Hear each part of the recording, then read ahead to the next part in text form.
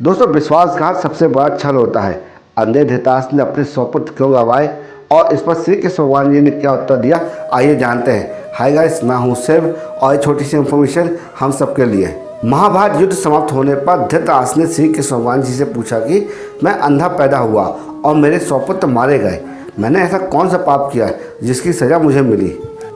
श्री कृष्ण भगवान जी ने धृतराष्ट्र को बताना शुरू किया कि पिछले जन्म में आप एक राजा थे और आपके राज्य में एक तपस्वी ब्राह्मण थे। उनके पास 2 हंसों का जोड़ा था और उनके 4 बच्चे थे। ब्राह्मण को तीर्थ यात्रा पर जाना था तो हंसों की चिंता में वो जा नहीं पा रहे थे, तो उन्होंने अपनी सारी चिंता एक साधु को बताई। साधु ने कहा कि तीर्थ यात्रा में हंस बाधक हैं, राजा प्रजा पालक होता है, तुम और तुम्हारे हंस दोनों उसी प्रजा हैं, तो राजा की स्वेच्छा में अपने हंसों को छोड़कर चले जाओ। ब्राह्मण ने राजा से निवेदन किया कि उनके 2 हंस और 4 बच्चों को अपने संरक्षण में रख ले। जब वो तीर्थ यात्रा से लौटेंगे तो वो आपसे मांग लेंगे, और राजा ने हाँ कर दिया। एक दिन राजा को मांस खाने की इच्छा हुई तो उसने मन में सोचा कि मैंने सभी जीव जंतुओं का मांस खाया है, लेकिन कभी हंस का मांस नहीं खाया, तो उसने हंस के 2 बच्चों को भूनकर खा लिया। श्री कृष्ण भगवान ने धृतराष्ट्र से कहा कि आपको हंसों के बच्चों का मांस अच्छा लगा, तो आपने धीरे धीरे करके हंस के 100 बच्चे भूनकर खा गए। अंत में दोनों हंस अपने बच्चों के वियोग में अपने प्राण त्याग दिए।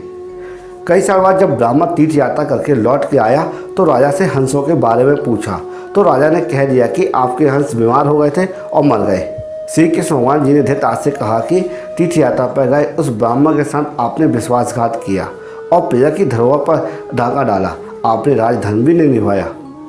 जीवा के लालच में पड़कर हंस के 100 बच्चे भूनकर खाने के पाप से आपके भी 100 पुत्र हुए और वो भी लालच में पड़कर मारे गए। श्री कृष्ण भगवान जी ने धृतराष्ट्र से कहा कि ब्राह्मण ने आप पर आंख मूंदकर विश्वास किया, जिसका आपने विश्वासघात किया, इसलिए आप अंधे पैदा हुए और राजसी कार्य में विफल व्यक्ति हुए। दोस्तों, इस प्रसंग से हमें ये शिक्षा मिलती है कि हमें किसी के साथ छल और विश्वासघात नहीं करना चाहिए। इसका प्रभाव हमारे जीवन में कहीं ना कहीं देखने को जरूर मिलता है। अगर ये कथा आपको अच्छी लगी हुई हो तो इस वक्त हमारे YouTube चैनल को लाइक कर देना और कमेंट बॉक्स में जय श्री राम जरूर लिखना, क्योंकि हम इसी तरह आपके लिए यूजफुल कंटेंट प्रतिदिन बनाते रहते हैं। जय श्री राम।